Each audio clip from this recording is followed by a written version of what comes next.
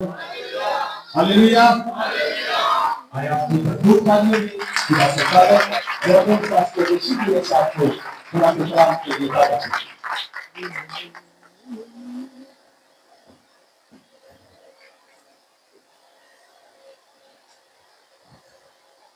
यीशु मसीह के नाम में आप सबों की सलामती हो। और मैं चाहूंगा कि पास्टर सिद्दीक यूनुस और इनके साथ सारी कवायद के लिए हम एक बार फिर जोरदार तालियां बजाएं, जोरदार।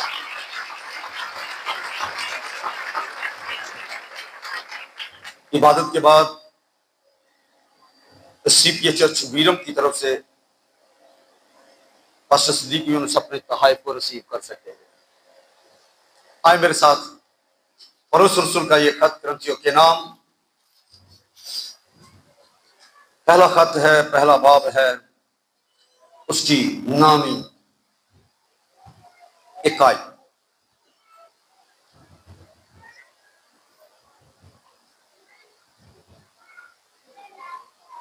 और मेरी दरखास्त है हम बड़े ध्यान के साथ इन बातों को सुनेंगे और यकीनन एक और बरकत हम खुदा से पाएंगे। लेकिन खुदा सच्चा है। खुदा क्या है जी? सच्चा है, जिसने तुम्हें अपने बेटे हमारे खुदावंद यीशु मसीह की शराकत के लिए बुलाया है। सो कलामे हक के पढ़े जाने पर खुदावंद की बरकत हो। खुदा के बारे में हम बड़े ईमान के साथ सारे बोल सकते हैं कि खुदा सच्चा है। खुदा क्या जी? जोर से बोलेंगे, खुदा सच्चा है। जब आप ये बोलते हैं ना खुदा सच्चा है, तो ये आवाज इब्लीस भी सुनता है। इसलिए मैं आपको कहता हूं कि एक बार फिर बोलो, खुदा सच्चा है, खुदा सच्चा है। अगर कोई इंसान खुदा के साथ वफादार है तो वो कभी ये सोचना बनाए कि खुदा कभी उसके साथ बेवफाई करेगा। इंसान अगर इंसान के साथ वफादार ना भी हो, लेकिन खुदा के बारे में हम दावे के साथ कह सकते हैं कि खुदा सच्चा है। और उसके साथ जो लोग वफादार होते हैं, मैंने बताया खुदा कभी भी उनके साथ बेवफाई नहीं करता। इसलिए खुदा के साथ वफादार रहना एक बहुत बड़ी वफादारी को अपनी जिंदगी में लेना। जो लोग खुदा के साथ वफादार होते हैं कभी भी वो परेशान नहीं होते, परेशानी में भी परेशान नहीं होते, बल्कि जैसा यूहन्ना की इंजील में लिखा है, उनका गम भी खुशी बन जाता है, क्योंकि वो जानते हैं जिसके साथ हमने वफादारी की है वो कभी भी बेवफाई नहीं करेगा।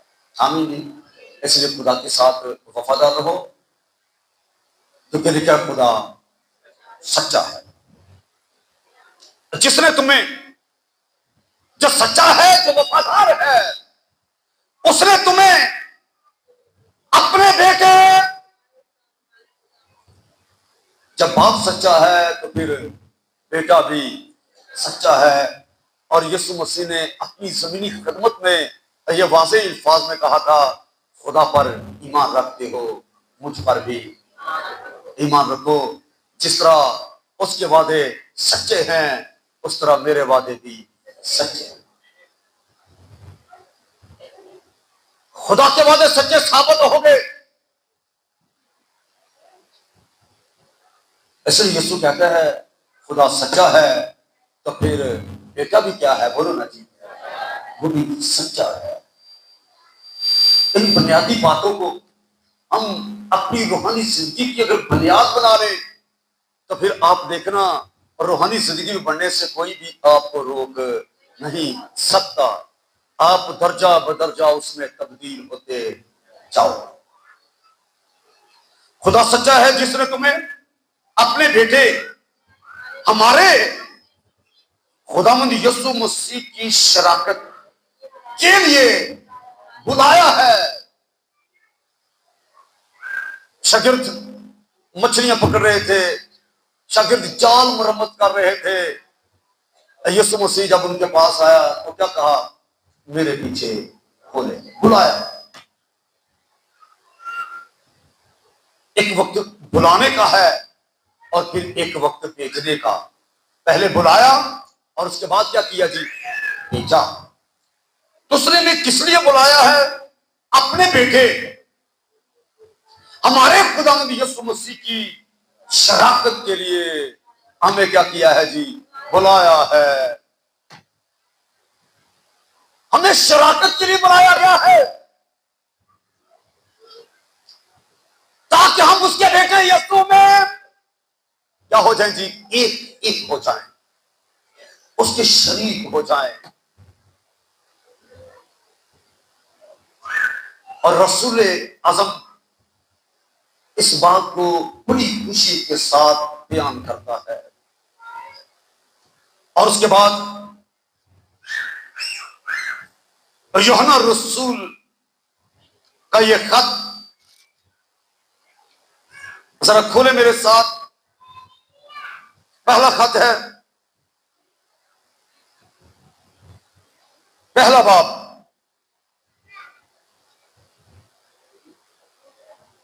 यूहन्ना का पहला खत, पहला बाब, तीसरी आयत। यहां पर क्या लिखा है? जो कुछ हमने देखा और सुना है तुम्हें भी उसकी खबर देते हैं ताकि तुम भी हमारे क्या हो जाओ जी? शरीक हो। और हमारी शराकत बाप के साथ और उसके बेटे यीशु मसीह के साथ है। और ये बात हम इसलिए लिखते हैं हमारी खुशी क्या हो जाए जी? पूरी हो जाए। हमारी शराकत बाप के साथ और उसके बेटे यीशु के साथ है। तुम हमारे शरीक हो जाओ।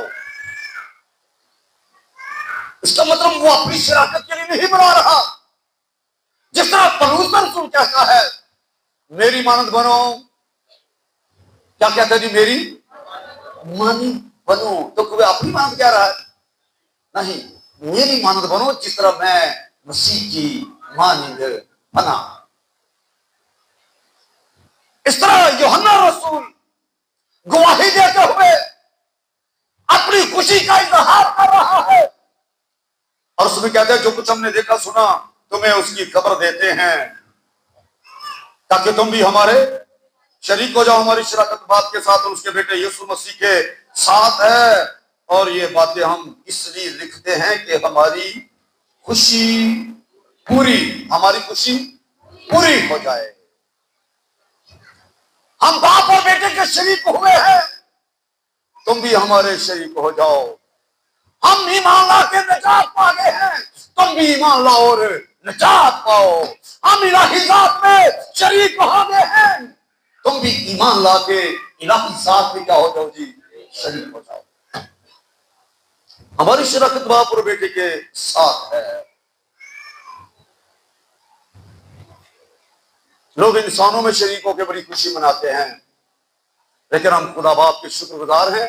उसने अपने बेटे यीशु के वसीला से हमें क्या किया है जी? अपने बेटे की शराकत के लिए बुलाया है, उसकी शराकत के लिए बुलाया है ताकि हम उसमें शरीक हो जाएं। अब और रसूल की यह खुशी है, यीशु मसीह की भी, खुदा के बेटे यीशु की भी यही खुशी है।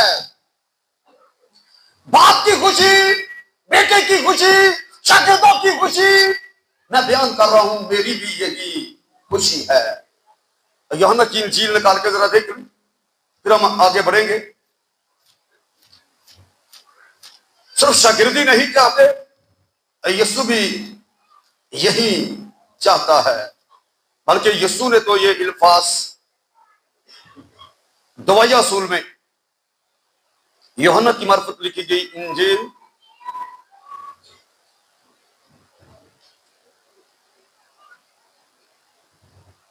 और उसका ये 17वां बाब,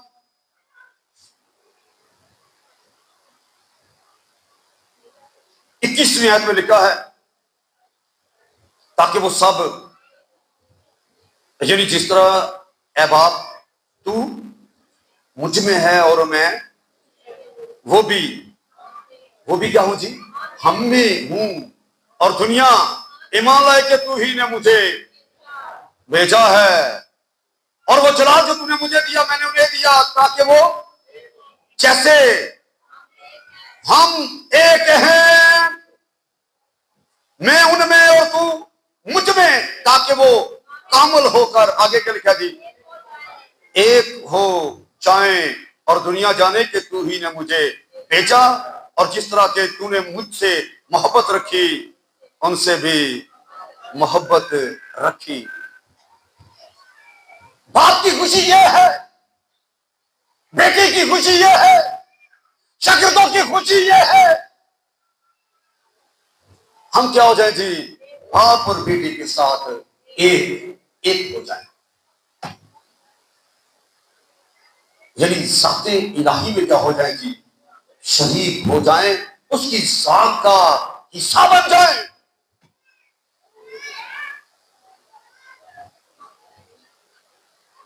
और ये कैसे मुमकिन होता है, बताना चाहता हूं। जब हम खुदा के बेटे पर ईमान लाते हैं, आमीन जी, ईमान लाने के बायस, उसको कबूल करने के बायस हम क्या बन जाते हैं जी, खुदा के बेटे और बेटियां, लेपालिक बेटे और बेटियां।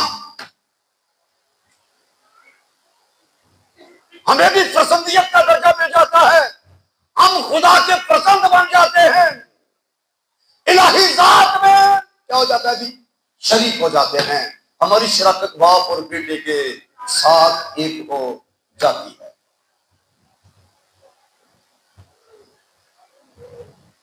और यीशु ने क्या कहा, अब आप जिस तरह मैं और तू एक हैं, ये भी हम में क्या हो जाए जी, एक। यूहन्ना रसूल क्या कहता है, वो कहते हैं हमारी शराकत बाप और बेटे के साथ है, तुम भी हमारे क्या हो जाओ जी, शरीक हो जाओ, क्योंकि हमारी शराकत उसके साथ है। जब हमारी शराकत उसके साथ है, तुम हमारे शरीक हो जाओगे, तो तुम्हारी शराकत भी बाप और बेटे के साथ हो। और जब हम बपतिस्मा लेते हैं, और रोमियो निकाले मेरे साथ जरा और गौर से सुने,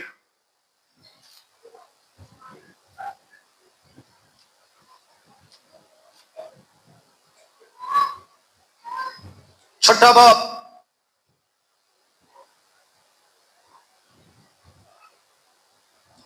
तीसरी आयत, क्या तुम नहीं जानते हम जितनों ने मसीह यीशु में शामिल होने का क्या किया जी, बपतिस्मा लिया, तो उसकी मौत में शामिल होने का बपतिस्मा लिया, बस मौत में शामिल होने के बपतिस्मा के वसीला से हम उसके साथ दफन हुए, ताकि जिस तरह मसीह बाप के जलाल के वसीला से मुर्दों में से जलाया गया, उसी तरह हम भी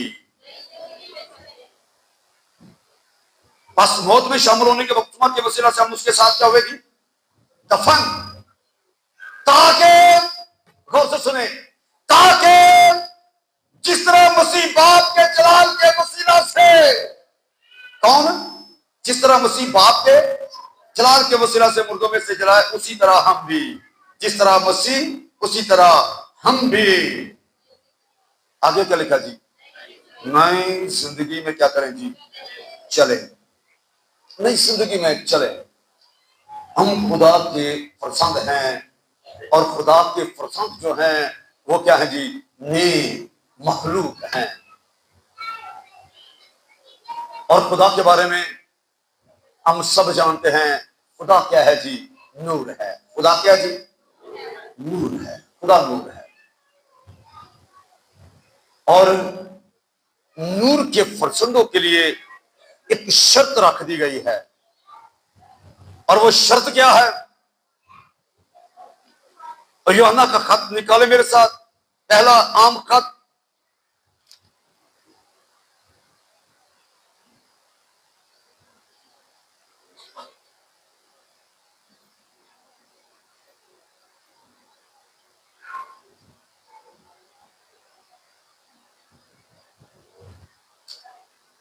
और यहां पर ये देखें,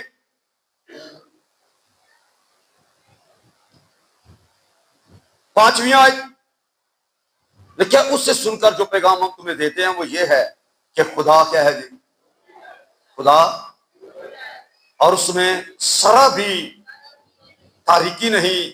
अगर हम कहें कि हमारी उसके साथ क्या है जी, शराकत है, और फिर तारीकी में चलें तो हम झूठे हैं और हक पर अमल नहीं करते। लेकिन अगर हम नूर में, जिस तरह वो नूर में है, तो हमारी आपस में क्या है जी, शराकत है, और उसके बेटे यीशु का खून तुम्हें तमाम गुनाहों से पाक करता है। सातवीं आयत, लेकिन अगर हम नूर में चलें जिस तरह वो नूर है, तो हमारी आपस में क्या है जी, शराकत। शर्त यह है, शराकत नूर में चलने के साथ मशरूत है, जुड़ी हुई है, यह शर्त है। अगर हम नूर के फर्जंद हैं, नूर में शरीक हुए हैं, तो फिर क्या लिखा है जी, सातवीं आयत में, लेकिन अगर हम नूर में चलें जिस तरह वो नूर है, तो हमारी आपस में शराकत है। अगर नूर में चले तो आपस में शराकत है, अगर नूर में ना चले तो हमारी बाप और बेटे के साथ कोई शराकत नहीं है, क्योंकि उसके बारे में लिखा है उसमें जरा भी तारीकी नहीं, उसमें जरा भी तारीकी नहीं।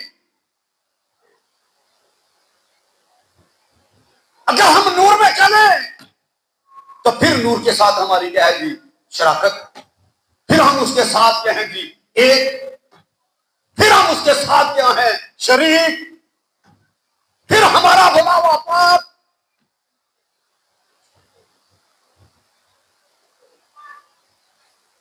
इसलिए जरूरी है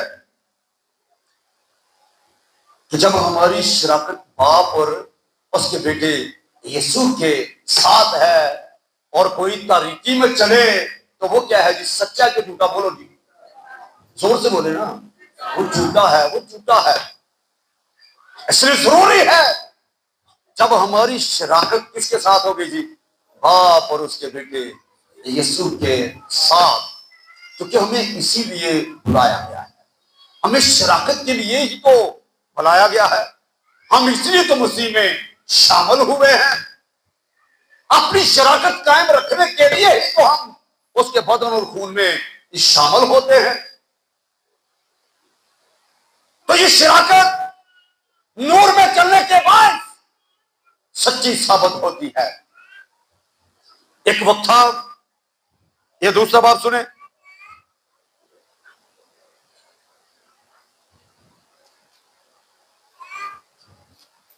इफ्सियों निकाले मेरे साथ,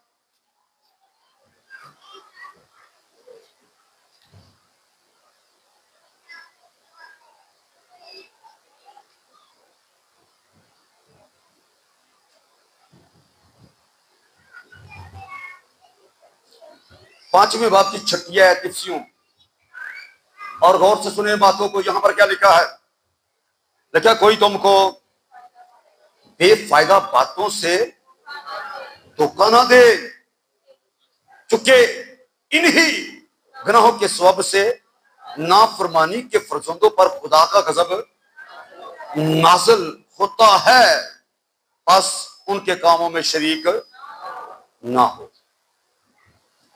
कोई तुमको बेफायदा बातों से धोखा ना दे। क्या धोखा है बेफायदा बातों से? बहुत बड़ा फ्रेब है, लिखा फ्रेब ना खाओ। और वो फ्रेब क्या है? फ्रेब हमने इस सच्चाई को पहले सुना है कि उसके बेटे यीशु का लहू हमें तमाम गुनाहों से क्या करता है जी, पाक करता है। तो फिर भी कोई अगर अपने आप को गुनाहगार कह रहा है, बोलो ना जी, तो क्या लिखा है? फ्रेब ना खाओ, कोई तुमको बेफायदा बातों से धोखा ना दे। और गुनाहगार कह के गुनाह करने का बहाना ढूंढता रहता है। और साथ ये भी कहता है कि हम गुनाहगार हैं, हमसे गुनाह हो जाते हैं, लेकिन खुदा क्या करेगा जी, हमें बचा लेगा। बोलो ना जी। ये क्या है? फरेब न खाओ, कोई तुमको बेफायदा बातों से धोखा ना दे, कोई तुमको धोखा ना दे। उसके बेटे यीशु का लहू हमें तमाम गुनाहों से क्या करता है? पाक करता है। तो फिर अगर ये ईमान है कि उसके बेटे यीशु का लहू हमें तमाम गुनाहों से पाक करता है, तो फिर ये बोलना है कि हम गुनाहगार नहीं, अब क्या है? उसके लहू के वसीला से रास्तबाज हैं। बेफायदा बातों से धोखा कि हमारा कफारा हो गया जी, बेशक ना करते जाओ, वो हमें बचा लेगा। बोलो ना जी। फरेब ना खाओ, कोई तुमको बेफायदा बातों से धोखा ना दे, क्योंकि कफारे का जो नतीजा वो रास्तबाजी है। और रोमियो निकाले मेरे साथ, फिर हम आगे बढ़ते हैं, सुने जरा गौर से। कफारे का नतीजा गुनाहगारी नहीं।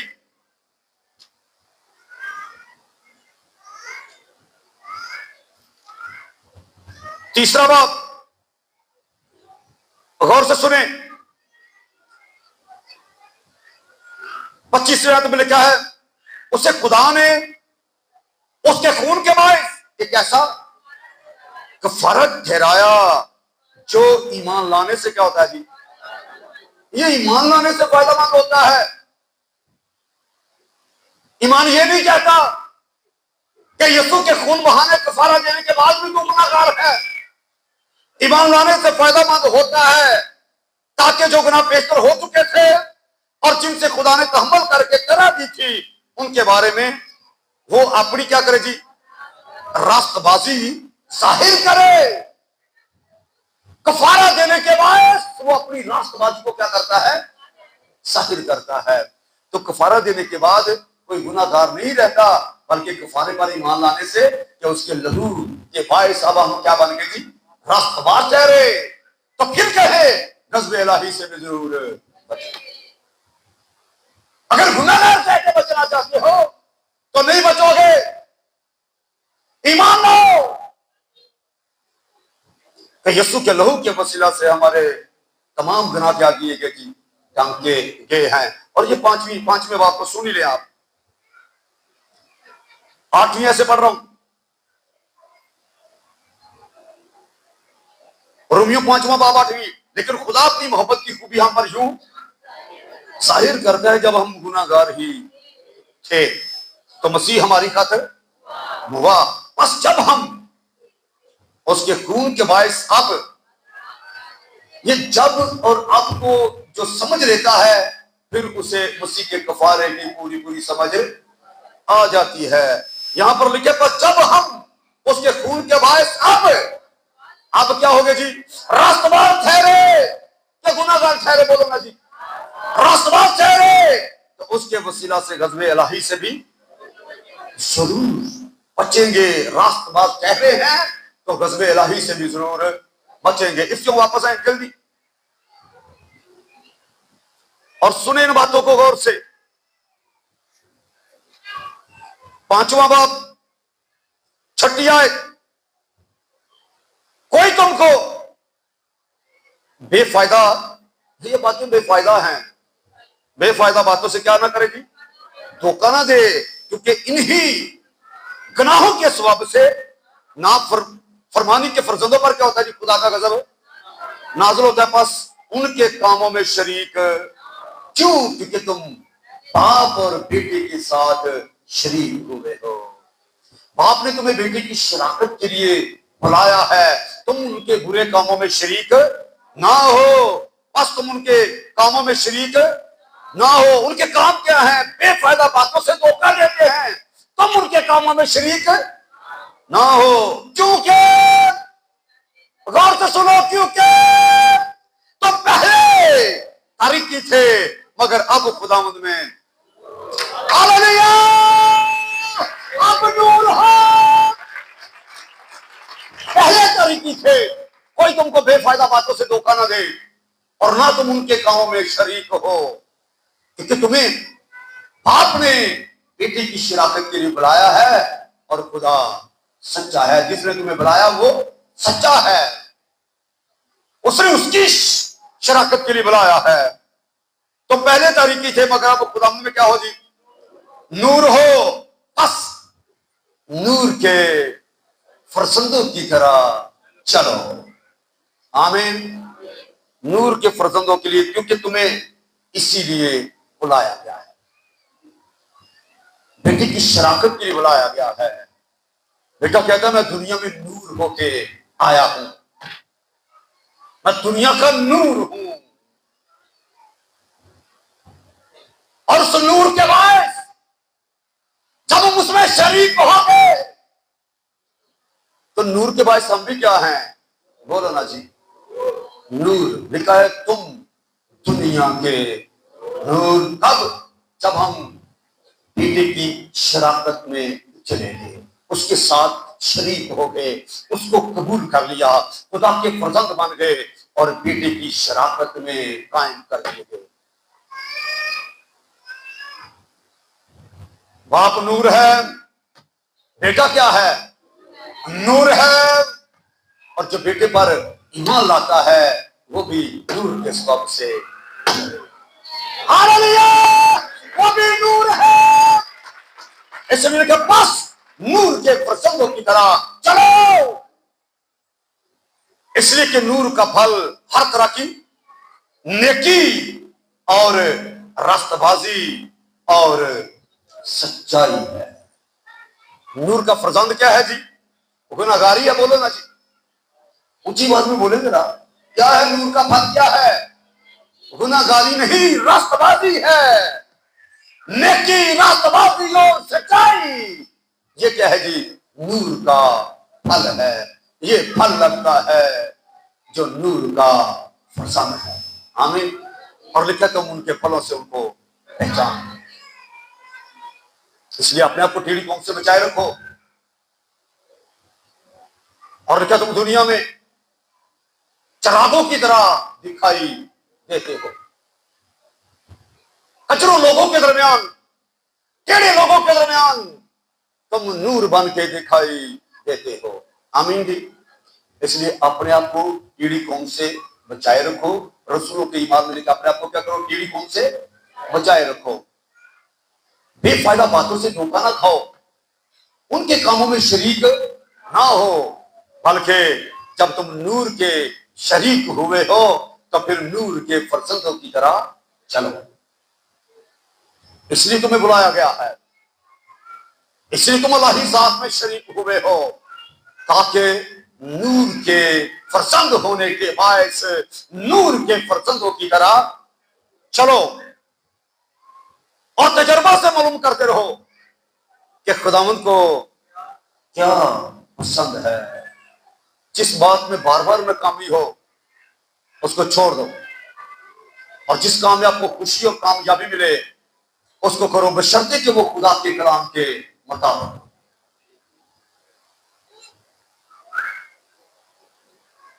जारवियत और तरीकी के बेफल कामों में शरीक ना हो, बल्कि उन पर मलामत ही किया करो। तरीकी ने नूर को पसंद ना किया। जो कोई भटकता है, बोलो अंधेरे में भटकता है या दिन में भटकता है? बोलो ना जी। अंधेरे में भटकता है, तरीकी में भटकता है। तरीकी ने नूर को कबूल किया। बोलो, तरीकी नूर को कबूल नहीं करती। वो अपनों के पास आया और अपनों ने उसे कबूल ना किया। पर नूर का काम है क्या? बोलो ना जरा। नूर का काम है तारीकी में चमकना। आमीन जी। और चिराग जलाकर पैमाना के नीचे नहीं, बल्कि चिरागदान पर रखते हैं ताकि आने जाने वालों को, बोलो ना जी, क्या मिले? रोशनी मिले। और जो शहर पहाड़ पर बसा है छिप नहीं सकता। इसलिए लिखा तुम दुनिया के नूर हो। यूहन्ना क्यों कहता है हमारी शराकत बाप और बेटे के साथ है, तुम भी हमारे शरीक हो जाओ? कहते हैं मेरी शराकत जिसके साथ है वो नूर है, और हम उसके क्या हुए हैं, शरीक। और शराकत के बाद हम भी क्या हैं, नूर हैं। नूर की मुखालफत है, क्योंकि नूर तरीकी में चमकता है और तरीकी के सारे काम नूर में क्या होते हैं जी, जाहिर हो जाते हैं। इसलिए लिखा है कि तुम तरीकी के बेफल कामों में शरीक ना हो, बल्कि क्या कर, उन पर मलामत ही किया करो, मलामत ही किया करो। तालीम तरबियत बहुत अच्छी बात है, नसीहत भी अच्छी बात है, पर जो तालीम तरबियत को ना समझे, नसीहत को ना समझे, बोलो ना जी, उनके बारे में क्या लिखा है, उनको मलामत ही किया करो, क्योंकि उनके दिलों पर सख्ती का खौल चढ़ गया है। और जब उनको मलामत की जाती है तो फिर उनको मालूम होता है, फिर वो सोचने पर मजबूर होता है कि हमारे साथ ऐसा सलूक क्यों किया जा रहा है, हमें मलामत क्यों की जा रही है, हमें तो तरबियत करनी चाहिए। पर जो बार बार तरबियत करने के बावजूद तरबियत कसीर ना हो, तो ऐसों के बारे में क्या लिखा है, उनको मलामत ही किया करो, यानी सख्ती के साथ उनको कहा करो, ताकि उनको समझ मिले कि वो किस शराकत के लिए बुलाए गए। आमीन जी। उन्हें किसका शरीक होना है, बुलाने वाला सच्चा है और उसने बेटे की शराकत के लिए तुम्हें बुलाया है। आमीन जी। सो लिखा है उनको क्या किया करो, मलामत ही किया करो, क्योंकि उनके पोशीदा कामों का जिक्र भी करना क्या लिखा जी, शर्म की बात है। और जिन चीजों पर मलामत होती है, आगे क्या लिखा जी, वो सब नूर से जाहिर होती हैं। और यीशु ने भी उन लोगों को मलामती की जिनके दिलों पर सख्ती का खौल चढ़ गया था।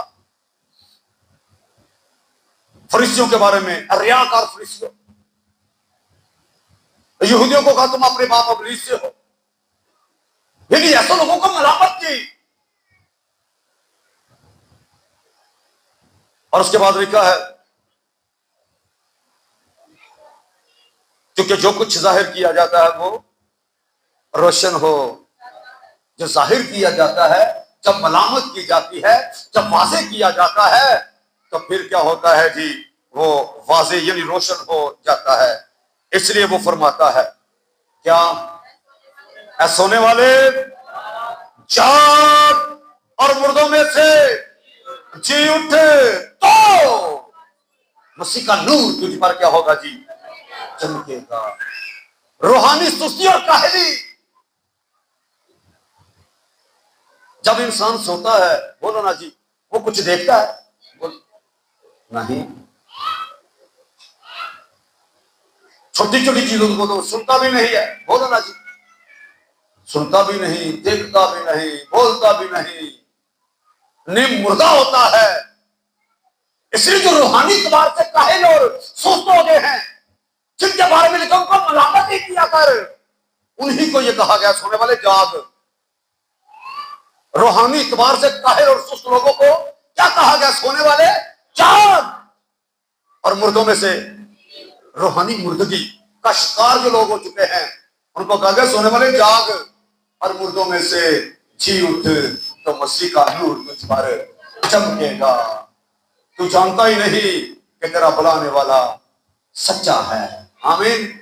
और उसने तुझे मसीह की शराकत के लिए बुलाया है, ना कि दूसरे लोगों की, गलत लोगों की, बुरे काम करने वालों की शराकत के लिए आपको बुलाया गया है। आपको किस शराकत के लिए बुलाया गया है, वापस आए जरा मेरे साथ, पहला कुरिन्थियों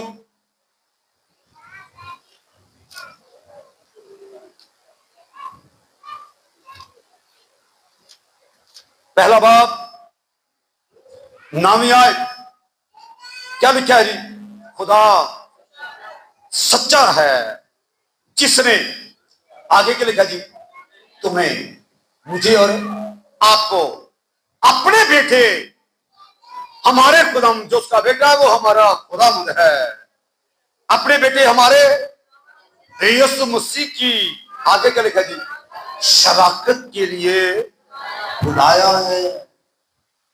उसने शराकत के लिए बुलाया है।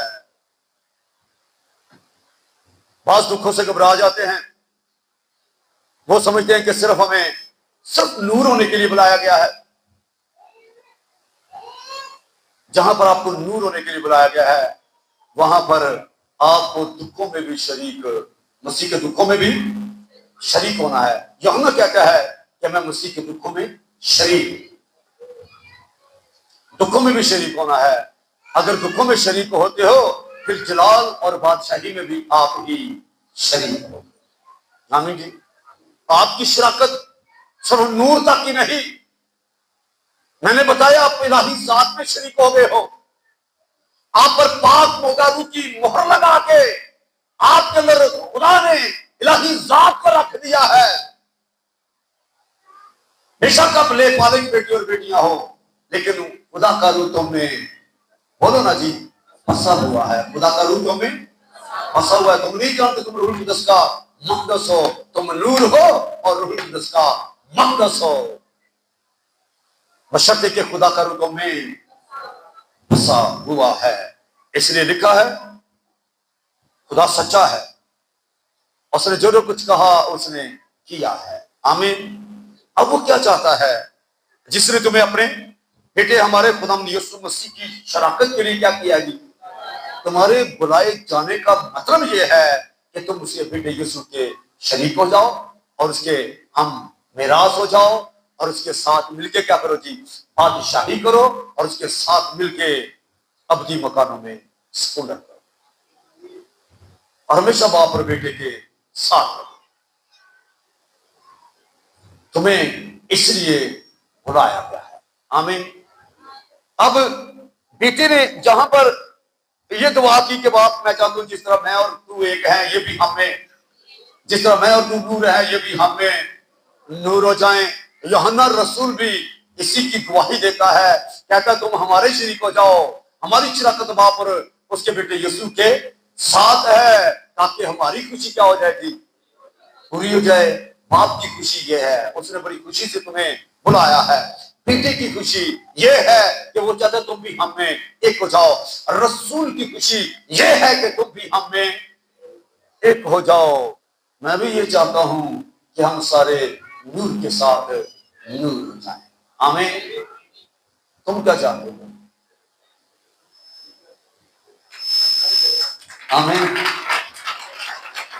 जरूरी है जो बाप की मर्जी है, जो बेटे की मर्जी है, जो शागिर्दों की मर्जी है, जो मेरी मर्जी है, जरूरी है वही मर्जी आपकी मर्जी हो। आमीन। बेटे के शरीक हो जाओ, हमेशा की जिंदगी के वारिस बन जाओ।